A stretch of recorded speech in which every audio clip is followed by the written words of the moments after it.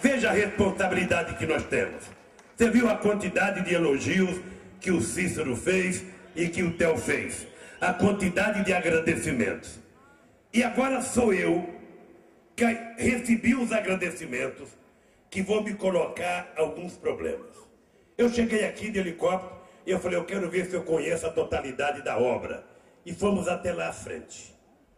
E quando eu chego lá, eu vejo num lugar bonito uma favelinha pequena e uma favelinha maior.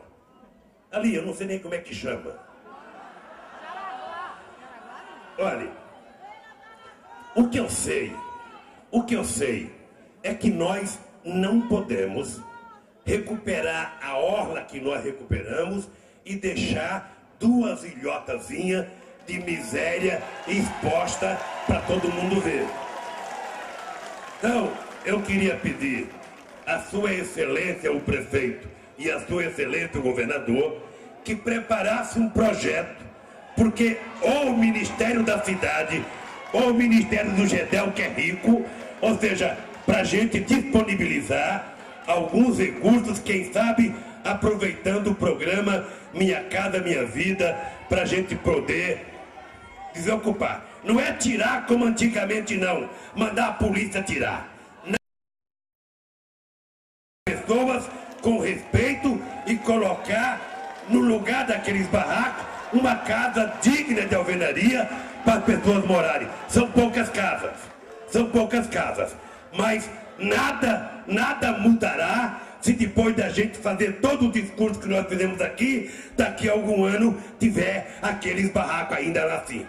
E o que é importante notar, e o Cícero sabe disso, deve saber muito mais do que eu, de que aqueles povo que mora ali devem trabalhar naqueles barquinhos que ficam lá na frente. Então ali é o local de moradia e o local de trabalho dele. Então, muitas vezes, nós da classe média, quando vamos comprar um peixe, a gente só quer saber de pegar. Tá fresco? Tá barato? E a gente nunca pergunta como é que vive o pescador que pescou aquele peixe. Nunca pergunta. É por isso que eu criei o Ministério da Pesca. E eu tenho certeza que todos os pescadores deste país que estão cadastrados estão recebendo salário defeso. Na época da desova, eles recebem um salário mínimo para poder garantir não precisar pescar. Nós estamos financiando rede, estamos financiando barco, da mesma forma que a gente financia um carro na cidade, a gente financia um barquinho para o companheiro poder pescar, porque é o seu instrumento de trabalho. Uma outra coisa, Dilma, que é uma reivindicação nossa para nós mesmos, é o seguinte: o governo do Estado deve ter ficado com quantas casas do programa Minha Casa Minha Vida? 29 mil, acho que é. 19 mil. 19.622. A mulher do própolis sabe tudo. Na verdade, eu acho que se o Obama conhecesse ela, o Obama falava, ela é a cara. Bem, pois bem, então, são 19 mil casas. Aqui para Maceió, nós temos apenas 4 mil casas, me parece, para quem ganha de 0 a 3. Porque tem 8 mil para o Estado, mas a Maceió é 4. Acontece que tanto o prefeito como o governador me disseram que tem uma grande parte da população que precisa de casa que ganha de 0 a 3. Ou seja, são 1.200 e pouco, 1.300 reais. Então significa, companheira Dilma, que nós e você como coordenadora do programa vamos ter que fazer uma avaliação de algumas cidades que podem ter casas em excesso, para que a gente faça uma redistribuição e a gente possa contemplar o estado de Alagoas e, sobretudo, a grande Maceió com um pouco mais de casa.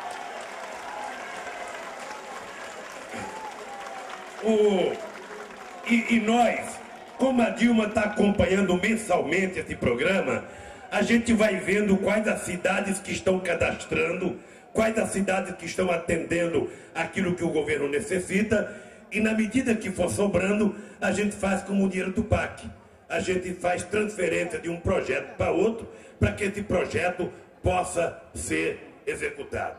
Ou seja, é na verdade um programa extraordinário, é o maior programa habitacional já pensado nesse país.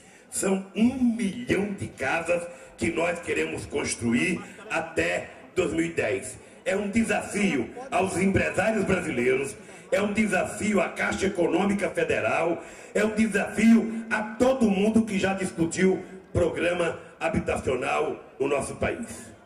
Terceira coisa que eu quero dizer para vocês. Olhe, este país entrou numa nova situação. O Brasil hoje é um país mais respeitado.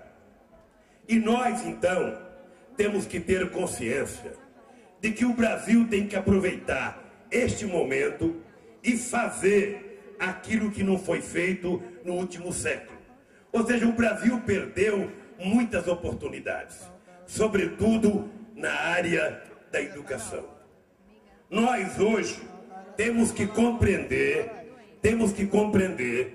que nenhum país do mundo será competitivo se a gente não colocar a educação em primeiro lugar neste país. Lógico que todo mundo tem que ter clareza que a gente não conserta erros de um século em 10 anos, mas tem que ter um processo, tem que ter um começo.